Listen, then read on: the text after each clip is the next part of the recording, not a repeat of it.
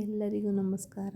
ಯಾರೆಲ್ಲರೂ ಮೊದಲ ಬಾರಿಗೆ ನಮ್ಮ ಚಾನಲನ್ನು ನೋಡುತ್ತಿದ್ದೀರಿ, ಸಬ್ಸ್ಕ್ರೈಬ್ ಆಗಿರಿ, ಬೆಲ್ಲೈಕನ್ ಬಟನ್ನು ಕ್ಲಿಕ್ ಮಾಡಿ, ಲೈಕ್ ಮಾಡಿ, ಶೇರ್ ಮಾಡಿ, ಕಮೆಂಟ್ ಮಾಡಿ. ನಾನು ಇಂದು ತೋರಿಸುವಂತಿರೋದು ಉತ್ತರ ಕರ್ನಾಟಕದ ಫೇಮಸ್ ರೆಸಿಪಿ ಯಾವುದೇನು, ದಪಾಟಿ. ದಪಾಟಿ ಮಾಡ್ತಾಯಿದ್ದೀನಿ ನಾನು.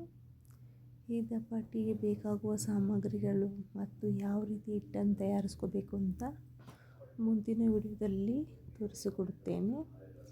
ಈ ದಪಾಟಿಯನ್ನು ತುಪ್ಪದೊಂದಿಗೆ ತಿನ್ನಬಹುದು, ಹಸಿ ಖಾರ ಮತ್ತು ಮೊಸರಿನೊಂದಿಗೆ ತಿನ್ನಬಹುದು, ಕೆಂಪು ಚಟ್ನಿಯೊಂದಿಗೆ ತಿನ್ನಬಹುದು, ಕೊಬ್ಬರಿ ಚಟ್ನಿಯೊಂದಿಗೆ ತಿನ್ನಬಹುದು. ಈಗ ಈ ದಪಾಟಿ ತಯಾರಾಗಿದೆ. ಈ ದಪಾಟಿ ಜೊತೆ ಸವಿಯಲು ನಾನು ಒಂದು ಚಟ್ನಿ ಮಾಡುತ್ತಿದ್ದೇನೆ. ಆ ಚಟ್ನಿ ಯಾವುದಂದರೆ ಶೇಂಗಾ ಚಟ್ನಿ.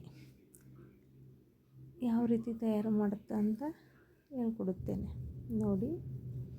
ಒಂದು ಬಾಣಲೆಯಲ್ಲಿ ಎಣ್ಣೆ ಹಾಕಿಕೊಂಡು ಸ್ವಲ್ಪ ಅದಕ್ಕೆ ಶೇಂಗಾ, ಹಸಿಮೆಣಸಿನಕಾಯಿ ಹಾಕಿ ಹುರಿದುಕೊಳ್ಳೋಣ. ಹಸಿ ಶೇಂಗಾ ಮತ್ತು ಹಸಿಮೆಣಸಿನಕಾಯಿ ಹುರಿದುಕೊಳ್ಳೋದ್ರಿಂದ ಚಟ್ನಿ ಹಸಿಮೆಣಸಿನಕಾಯಿ ಹಸಿದಾಗ ಬರುವುದಿಲ್ಲ. ಅದಕ್ಕೆ ಸೇರಿಸಿದ್ದೇನೆ. ಒಂದು ಕೊಬ್ಬರಿ ಬಟ್ಲನ್ನು ಸಣ್ಣದಾಗಿ ಹೆಚ್ಚಿಕೊಂಡು ಮಿಕ್ಸರ್ ಜಾರಿನಲ್ಲಿ ಹಾಕಿಕೊಂಡಿದ್ದೇನೆ. ಇದಕ್ಕೆ ಹುರಿದಿರುವಂಥ ಶೇಂಗಾ, ಮೆಣಸಿನಕಾಯಿ, ಬೆಳ್ಳುಳ್ಳಿ, ಸ್ವಲ್ಪ ಉಪ್ಪು, ಹುಣಸೆಹಣ್ಣು, ಕೊತ್ತಂಬರಿ ಸೊಪ್ಪು, ಬೇಕಿದ್ದರೆ ಜೀರಿಗೆ ಹಾಕಬಹುದು.